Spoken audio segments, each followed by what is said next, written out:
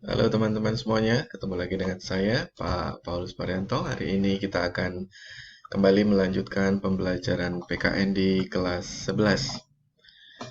Senang berjumpa kembali dengan kalian, semoga kalian semua dalam keadaan sehat. Hari ini kita akan masih membahas tentang tema hak asasi manusia di materi pembelajaran kelas 11 semester pertama. Mari kita mulai pembelajaran ini dengan mengikuti tayangan dan juga slide yang akan Bapak paparkan secara langsung.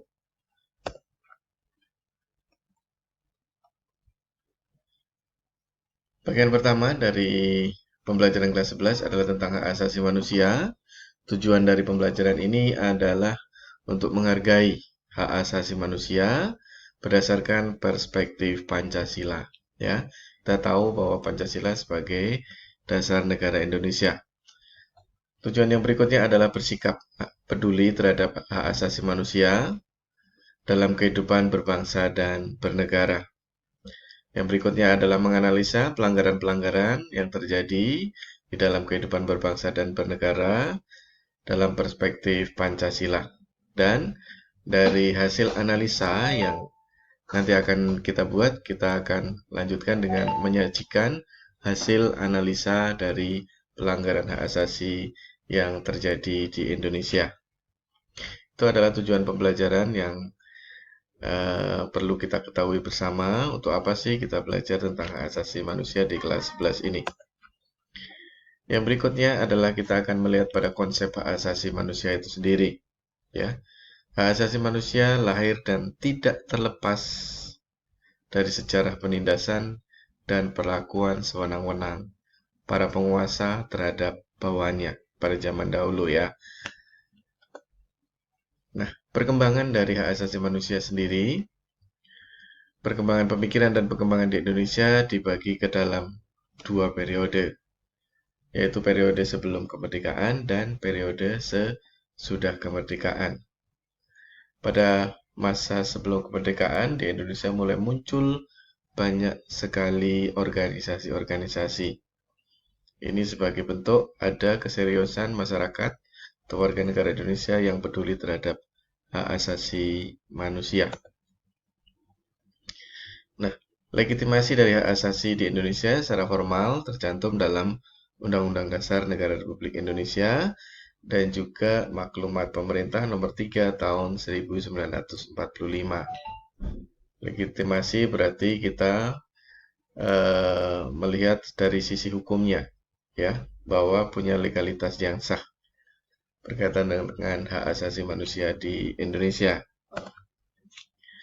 Yang berikutnya ini adalah perkembangan dari periode atau kemajuan dari penghargaan terhadap hak asasi manusia di dunia, yaitu dimulai pada tahun 1945 sampai dengan 1959, di mana Indonesia juga ikut menandatangani dan mengesahkan atau ikut meratifikasi hasil dari konvensi hak asasi manusia secara internasional, yaitu yang pertama adalah Konvensi Jenewa dan Konvensi tentang hak-hak politik perempuan. Nah, ini nanti kalian juga bisa melihat apa sih isinya dari Konvensi Jenewa dan juga Konvensi tentang hak asasi perempuan. Itu kalian bisa mengeksplor dari berbagai sumber yang bisa kalian dapat. Nah, dari sisi pergerakan di Indonesia sendiri, terdapat Rencana Aksi Nasional Hak Asasi Manusia atau disingkat dengan RANHAM. Ya, itu adalah sebuah dokumen yang memuat tentang sasaran, strategi, dan fokus dari kegiatan Rencana Aksi Nasional tentang Hak Asasi Manusia di Indonesia.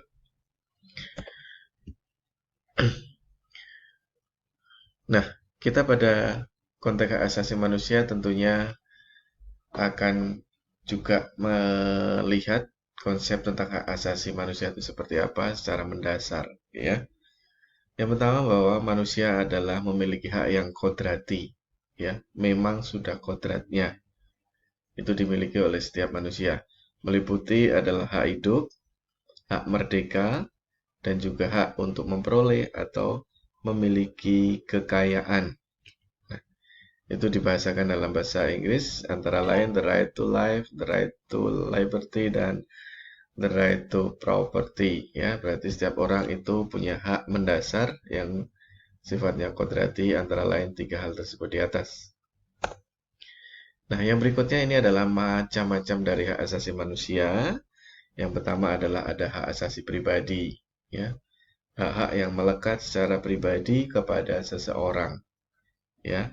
Misalnya tentang hak untuk beribadah, hak untuk memperoleh pendidikan, hak untuk menjalankan akidah-akidah agama atau kebudayaan tertentu, itu merupakan hak asasi pribadi, ya. Mendapatkan perlindungan hukum itu juga menjadi bagian dari pemenuhan hak pribadi. Yang kedua ada hak asasi politik, ya. Hak asasi politik itu dipunyai oleh setiap warga negara. Oke, baik, saya lanjutkan berkaitan dengan hak asasi politik. Setiap warga negara itu mempunyai hak asasi politik, ya. Asasi politik itu yang seperti apa? Ya, misalnya di Indonesia untuk dalam menjalankan proses politiknya ada kegiatan pemilu, ya. Dari kegiatan pemilu itu setiap warga negara punya hak untuk dipilih dan memilih, dan juga hak untuk berorganisasi melalui partai politik. Nah, itu yang disebut dengan hak asasi politik. Yang berikutnya adalah hak asasi ekonomi. Yang tadi di dalam konsep hak kodrati yang sebelumnya disebutkan tentang hak untuk memiliki juga memperoleh kekayaan. Itu menjadi bagian dari hak asasi ekonomi. Yang berikutnya adalah hak asasi tentang hukum. Nah, bahwa konsep hukum di Indonesia menghargai setiap warga negara sama di hadapan hukum. Jadi baik orang biasa ataupun orang penting atau pejabat sekalipun itu memperoleh perlindungan hukum yang sama di Indonesia dalam konteks hak asasi manusia. Yang berikutnya adalah hak asasi tentang sosial budaya. Bagaimana kita bisa mengembangkan hak-hak yang bersifat sosial budaya? Contohnya misalnya ketika kalian mempunyai kemampuan atau bakat dalam bidang seni, kalian punya hak untuk mengembangkan, untuk berekspresi secara sosial budaya. Nah, dari hak-hak itu di Indonesia dilindungi secara undang-undang. Jadi hasil karya secara sosial budaya ini bisa dipatenkan, ya. Jadi mempunyai kekuatan hukum. Jadi kalau misalnya ada orang lain yang mengganggu hak cipta kita, itu bisa diproses secara hukum. Nah, itu berkaitan dengan hak sosial budaya. Yang berikutnya adalah hak asasi tentang tata cara peradilan dan perlindungannya, ya. Merujuk pada hak asasi tentang hukum, ini juga ada hak asasi yang wajib dipenuhi, yaitu berkaitan dengan tata cara peradilan dan perlindungannya. Ya, bahwa dalam konsep tata cara peradilan dan perlindungannya, misalnya ada kasus tentang kriminalitas, sedangkan pelakunya itu adalah seorang yang tidak mampu membayar pengacara. Nah, dalam tata cara peradilan itu negara memberikan fasilitas untuk diberikan pengacara, ya, bantuan pengacara. Yang kalau di Indonesia itu ada namanya Lembaga Bantuan Hukum Indonesia. Itu adalah lembaga bantuan hukum yang disediakan oleh pemerintah untuk memberikan pelayanan bagi para oknum yang terkena masalah hukum. Dan juga perlindungan-perlindungan hukum lainnya, seperti perlindungan saksi, ya. Di Indonesia, saksi itu mendapat perlindungan yang baik, sehingga kalau misalnya terjadi suatu masalah atau kasus, itu saksi seharusnya tidak lagi menjadi ketakutan, ya. Tetapi seharusnya dia sesuai dengan kapasitasnya mendapatkan perlindungan dan juga jaminan dari negara. Yang berikutnya adalah tentang ciri hak asasi manusia, ya. Hakiki, ya. Berarti hakiki itu memang sangat mendasar, ya. Ada pada setiap manusia sejak dia ada kehidupan sampai dia tidak ada kehidupan, ya. Terus yang kedua ada universal, yaitu berarti berlaku untuk siapa saja, baik di belahan dunia manapun ada konsep hak asasi manusia yang sudah dituangkan dalam piagam PBB. ya. Yang dalam salah satu tujuan utama dari adanya PBB adalah menghargai hak asasi manusia. Yang ketiga adalah bersifat permanen atau tidak dapat dicabut, ya. Tadi sudah disebutkan bahwa ini sejak dari masa kehidupan sampai pada berakhirnya kehidupan seseorang itu baru hak asasi manusianya bisa hilang. Hak asasi juga tidak dapat dibagi, ya, karena pada prinsipnya setiap pribadi atau setiap asasi seseorang itu berbeda-beda cara pandang dan juga kehidupan dari seseorang itu sendiri. Jadi itu melekat pada siapa yang atau melekat pada orang-orang sesuai dengan kepribadiannya. Yang berikutnya adalah hak asasi, hak dan kewajiban merupakan hal yang saling berkaitan. Ya, dalam konteks hak asasi manusia, kita sebagai warga negara punya hak dan juga kita punya kewajiban.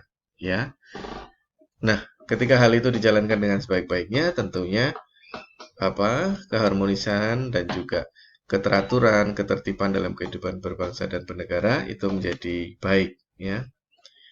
Nah, substansi daripada pelaksanaan hak asasi dan juga kewajiban sebagai warga negara di Indonesia itu diatur dalam nilai-nilai Pancasila, ya. Sebagai ideologi negara, Pancasila mengandung nilai-nilai yang sifatnya dasar, yaitu bahwa kita ketahui bahwa di Indonesia menganut Pancasila yang mempunyai 5 dasar sila, ya, yang dikenal dengan Pancasila. Ada 5 dasar, ya.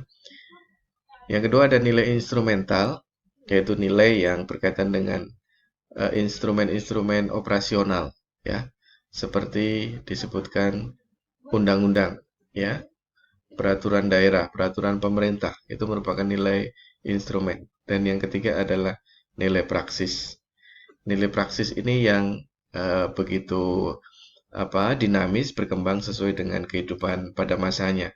Ini berkaitan dengan budaya, berkaitan dengan kehidupan sosial masyarakat yang tentunya berkembang sesuai dengan kemajuan zaman. Pancasila begitu adaptif terhadap kemajuan zaman yang ada di Indonesia.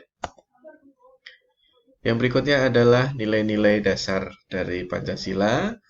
Itu tadi sudah Bapak sebutkan ada 5 sila, tentunya kalian hafal, ada sila pertama sampai dengan sila yang kelima, ya. Nah, yang berikutnya itu adalah perwujudan dari nilai instrumental, yaitu berbentuk peraturan, yaitu mulai dari undang-undang hingga pada peraturan-peraturan di tingkat daerah, ya. Sehingga setiap lembaga atau setiap wilayah itu mempunyai peraturan yang jelas sesuai dengan undang-undang apa yang diterapkan. Itu disebut dengan nilai instrumental.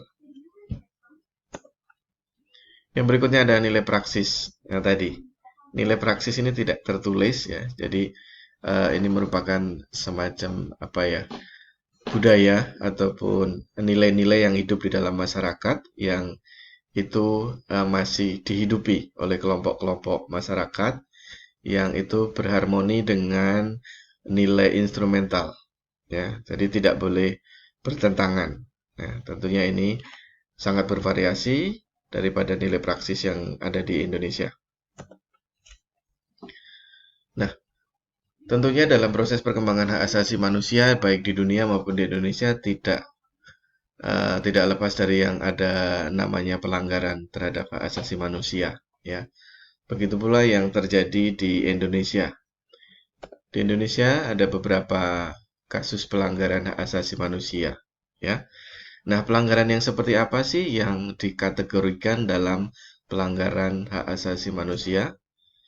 Yaitu adalah pelanggaran yang bersifat kejahatan biasa dan kejahatan yang luar biasa, ya. Kejahatan yang biasa dan luar biasa ini tentunya dilihat dari sisi dampaknya, ya, yang dilakukan oleh aparat negara, ya. Ini bisa disebutkan sebagai pelanggaran hak asasi manusia. Biasanya pelanggaran-pelanggaran yang menjadi isu besar itu tentunya penyelesaiannya juga tidak cepat dan baik. Tadi saya ulangi berkaitan dengan proses pelanggaran hak asasi manusia itu penanganannya biasanya memakan waktu yang cukup lama ya. Karena harus perlu kehati-hatian dalam penelusuran kasus atau penanganan proses persidangan, pencarian bukti-bukti, apakah ini termasuk pelanggaran HAM berat atau hanya kasus kriminal. Makanya butuh penanganan yang lebih hati-hati. Nah, selanjutnya faktor dari penyebab pelanggaran hak asasi manusia itu bisa terjadi dari dalam maupun dari luar kita ya. Dari dalam sendiri yaitu tidak seimbangnya hak asasi dan kewajiban asasi ya. Itu sehingga menimbulkan orang merasa tidak nyaman, merasa kok dibeda-bedakan sehingga muncullah tindakan-tindakan yang melanggar terhadap hak asasi manusia. Yang kedua adalah adanya kesepahaman dan kesamaan mengenai konsep HAM ya. Jadi belum paham benar konsepnya seperti apa tentang hak asasi manusia ini. Makanya penting buat kalian itu bisa memahami konsep dari hak asasi ini dengan sebaik-baiknya. Yang ketiga adalah sikap individualisme. Nah, ini kadang sikap keegoan kita tentunya kadang akan berdampak pada lingkup sosial ya. Yang berikutnya adalah kurangnya kesadaran tentang menghargai hak asasi manusia ya. Masih banyak juga aparat negara yang menggunakan kesewenangannya ya, menggunakan kewenangannya untuk urusan-urusan yang sifatnya pribadi ya. Itu tentunya tidak dibenarkan ya. Terus yang kelima adalah rendahnya sikap toleransi ya. Ini penting untuk kita menjaga nilai-nilai toleransi yang kita hidupi di dalam lingkup keluarga, di sekolah, di masyarakat, dalam kehidupan berbangsa dan negara dalam kaitannya pemenuhan hak asasi manusia ya. Yang berikutnya adalah berkaitan dengan faktor yang dari luar diri kita ya. Kadang terjadinya atau faktor dari luar yang antara lain lemahnya atau kurang berfungsinya lembaga penegak hukum ya. Kalian bisa baca di media sosial maupun media resmi milik lembaga atau berita-berita yang ada bahwa masih ada saja oknum penegak hukum yang masih tidak berfungsi dengan baik ya. Ini menjadi keprihatinan bersama ya. Nah, tadi seperti yang saya sebutkan adanya penyalahgunaan kekuasaan ya. Seperti yang belum lama banyak diberitakan yaitu tentang kasus korupsi yang melibatkan aparat penegak hukum yang cukup punya potensi, punya pengaruh di negara ini sehingga terjadilah penyalahgunaan kekuasaan ya. Yang berikutnya adalah penyalahgunaan teknologi ya. Teknologi ini pada saat ini begitu marak dan juga hampir semua bidang itu kemajuan teknologinya begitu pesat. Jika kita tidak menggunakan secara bijak, tentunya akan berdampak pada pelanggaran hak asasi manusia ini. Ya, banyak yang sudah kita lihat, kita tonton juga penanganannya tentang pelanggaran-pelanggaran yang bersifat ITE, ya, transaksi elektronik. Ini juga menjadi keprihatinan di Indonesia karena adanya kebebasan sehingga ada juga dampak yang dihadapi. Yang berikutnya adalah contoh-contoh kasus pelanggaran hak asasi manusia yang pernah terjadi di Indonesia. Ya, yang pertama adalah tentang peristiwa Tanjung Priok, ya, tahun 1984. Yang kedua ada peristiwa Aceh, yaitu tentang adanya juga di sana kita tahu adanya gerakan Aceh Merdeka. Di sana juga ada terjadi pelanggaran hak asasi manusia. Yang berikutnya adalah kasus terbunuhnya salah satu aktivis buruh di Indonesia yang bernama Marsinah. Ya. Yang berikutnya ada kasus terbunuhnya juga dari kalangan jurnalisme, yaitu jurnalis Udin, dia seorang wartawan dari Jogja yang juga terkena kasus pelanggaran hak asasi manusia oleh aparat setempat. Yang berikutnya adalah tragedi Trisakti dan Semanggi pada tahun 98 ya. Ini yang merupakan salah satu contoh yang dampaknya cukup luas hingga pada saat itu terjadi kerusuhan ya akibat dari adanya krisis ekonomi yang akhirnya melebar pada dampak-dampak yang lain. Selain itu juga ada beberapa kekerasan yang terjadi di Timor Leste pada saat waktu masih menjadi bagian dari negara Indonesia. Itu adalah contoh-contoh pelanggaran yang terjadi di Indonesia. Nanti dari yang saya sebutkan itu, Bapak berikan kesempatan kalian untuk bisa menonton cuplikan berita-beritanya dari browser yang kalian punya ya. Nah, upaya penegakannya di Indonesia adalah ada undang-undang yang mengatur tentang hak asasi manusia, yaitu pasal 28I ayat 4 Undang-Undang Dasar Republik Indonesia tahun 1945. Yaitu menyatakan bahwa perlindungan, pemajuan, penegakan, pemenuhan hak asasi manusia adalah tanggung jawab negara, terutama sebagai pelaksana adalah pemerintah. Ya, jadi tidak usah takut untuk penegakan hak asasi di Indonesia. Yang berikutnya adalah kewajiban. Tentunya selain hak, kita sebagai warga negara yang baik, kita juga mempunyai kewajiban yang harus kita penuhi. Antara lain kewajiban untuk menghormati hak asasi manusia, melindungi, memenuhi, dan juga memajukan, mengembangkan, dan meningkatkan hak asasi manusia. Sehingga setiap manusia ini menjadi semakin baik, kehidupannya juga semakin baik, dari sisi penghargaan, dari sisi keharmonisan, dan ketertiban di masyarakat menjadi semakin baik. Nah, sebagai bentuk dari upaya penegakan dan juga penegakan terhadap pelanggaran dan juga penyelesaian kasus-kasus HAM di Indonesia dibentuk yang namanya Komnas HAM, ya, yaitu Komisi Nasional Hak Asasi Manusia, ya. Itu adalah lembaga independen yang mengurusi tentang kasus-kasus pelanggaran HAM berat yang terjadi di Indonesia sampai pada tahap peradilannya, ya.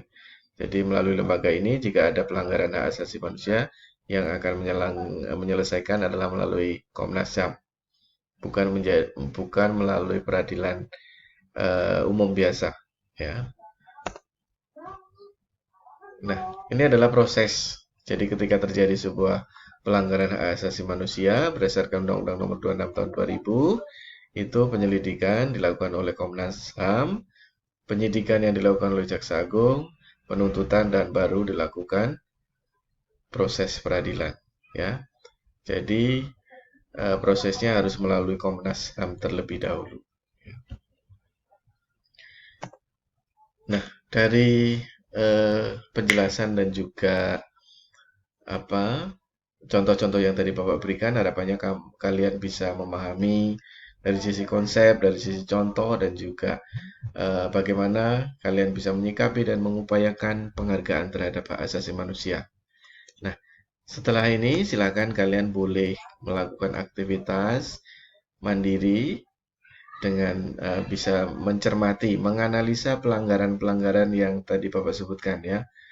Itu ada Tanjung Priok, Aceh, Marsina, Wartawan Udin, Trisakti, dan juga kekerasan di Timor Leste. Silakan itu untuk diperhatikan, dianalisa apa sih pelanggarannya, ada apa sih. Tentunya nanti kalian bisa memperhatikan narasi-narasi yang ada di dalam artikel atau berita tersebut sehingga bisa mengidentifikasi pelanggarannya apa saja ya. Semoga ini menjadi tambahan wawasan buat kalian bahwa pentingnya menghargai hak asasi manusia. Nah, ini kegiatan mandirinya yaitu silakan kalian melakukan analisa terhadap video-video yang akan kalian lihat. Silakan untuk dituliskan apa saja hasil analisa kalian, bisa dirangkum dalam sebuah alat presentasi. Nanti silakan dipresentasikan dengan cara kalian, dengan alat atau media yang kalian bisa kembangkan. Tidak harus melalui PPT, tetapi juga menggunakan media-media yang lain yang sekarang teknologi sudah semakin banyak pilihan untuk bisa kalian aplikasikan. Itu untuk pembelajaran hari ini berkaitan tentang hak asasi manusia. Silakan untuk berdinamika secara mandiri dengan baik. Dan juga dari pembelajaran ini Bapak berharap untuk juga tetap memperhatikan nilai sikap, ya. Nilai sikap yang menjadi bahan penilaian dari pembelajaran ini adalah tanggung jawab dan kedisiplinan kalian, ya. Jadi dari apa yang sudah Bapak sampaikan tadi, tugas menganalisa dan membuat materi untuk dipresentasikan pada pertemuan berikutnya, apakah itu dilaksanakan dengan baik, itu nanti menjadi bagian dari nilai sikap kalian, ya. Demikian yang Bapak sampaikan berkaitan dengan tema hak asasi manusia. Tentunya nanti masih banyak kesempatan untuk kita bisa berinteraktif.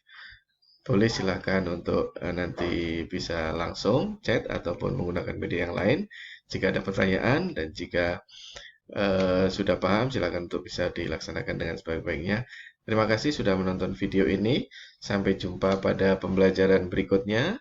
Salam sehat selalu dan terima kasih. Sampai jumpa.